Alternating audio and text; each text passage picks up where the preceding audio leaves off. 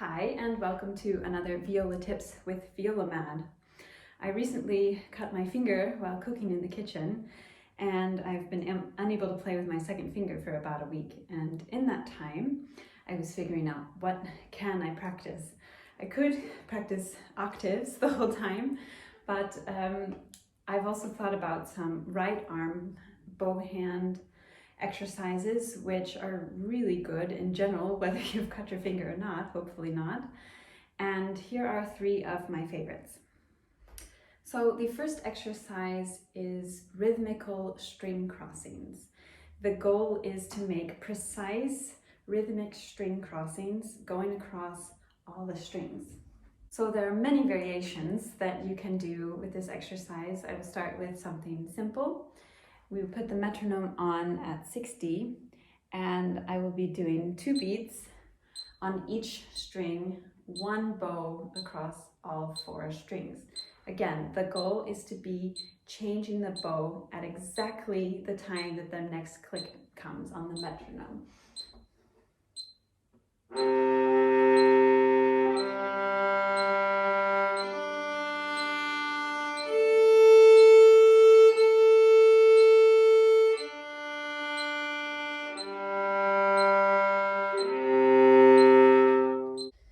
Always plan ahead with the bow. Planning ahead with the bow means that while we're still playing on the C string, we can be slightly tilting the bow in the direction of the G string, so that instead of going C direct to G, the whole time that we're playing on the C string, we are going all ready to be starting to move our arm down, our wrist in that direction. So that looks a little bit like this.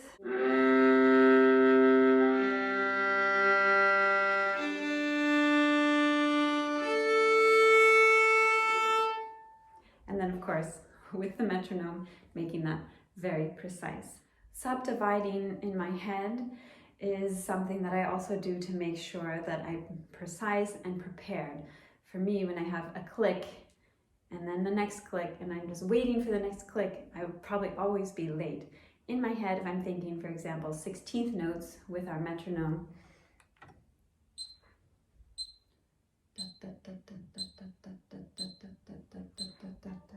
by the time I get to the third 16th note, I'm almost ready to go on to the next string.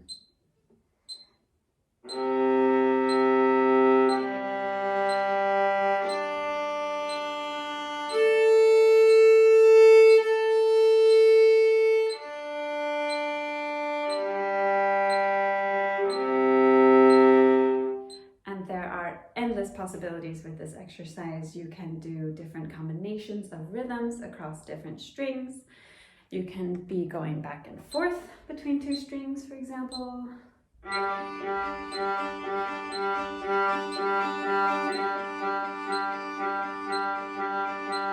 You can do dotted rhythms.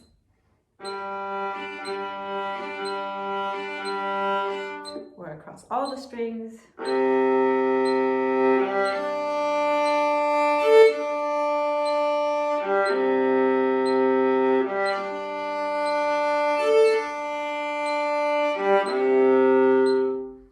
So the next exercise I like to call the slow bow contest. This is particularly useful if you're one of those people that sometimes is playing an orchestra or a piece and you notice, oh, I didn't save enough bow. So the goal is to be holding one very long down or up bow without a break in the sound, with a consistent, even tone the whole time. To do this, it's important that you are always thinking about pulling in towards the bridge with the bow, and also don't forget to breathe. That may sound funny, but it's very true. When we're holding these long bows, we also like to hold our breath. So here we go. Put the metronome on 60 and let's see if we can get 30 seconds on one bow.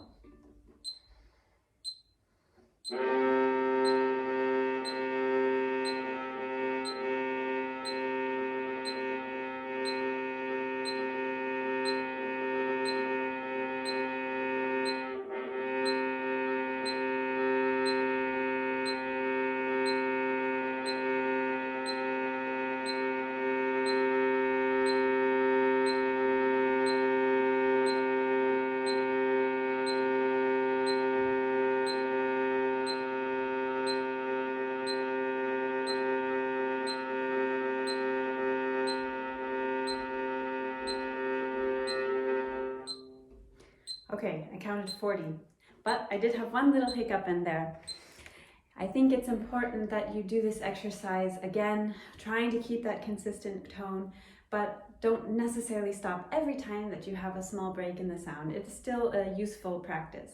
If you notice that you don't get on to a good start and you have several breaks in the sound, then it's maybe good to try again. So the last exercise I'm going to share, some of you may already know it. For me, it's like a ping pong bow exercise. The goal is to be able to place the bow quickly on the string with control and then produce a sound. So if you've never done this before, it's good to start the exercise by just practicing placing the bow on the string. So place the bow on the frog, place the bow on the tip, on the frog, tip. I'm on the C string, now I do the G string. It's also very important that you place the bow on the string without sound, without bouncing. We don't want that at this point. We don't want a lot of this extra sound coming in. It should be just a placement and a placement and a placement and a placement. We can also do this with the metronome. So metronome is still on 60. We'll start slow with 1, 2, 1, 2, place, move, place, move, place, move, place, move. And you can gradually increase the metronome to make it a little bit more challenging.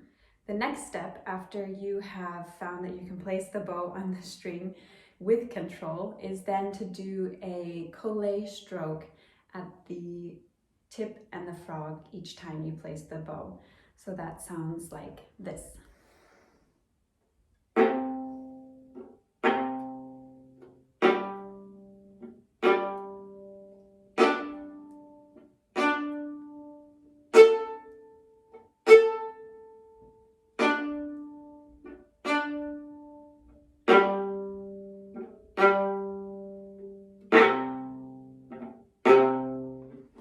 So you may have noticed also my sound at the very beginning was not so good. As I went on, I was able to get a little bit more of a clear articulation and sound with this very short collé stroke. This is a very good exercise for practicing those pieces where you need to do a retake and quickly play again with sound. In general, it's also just a great exercise to get more control of your bow hand.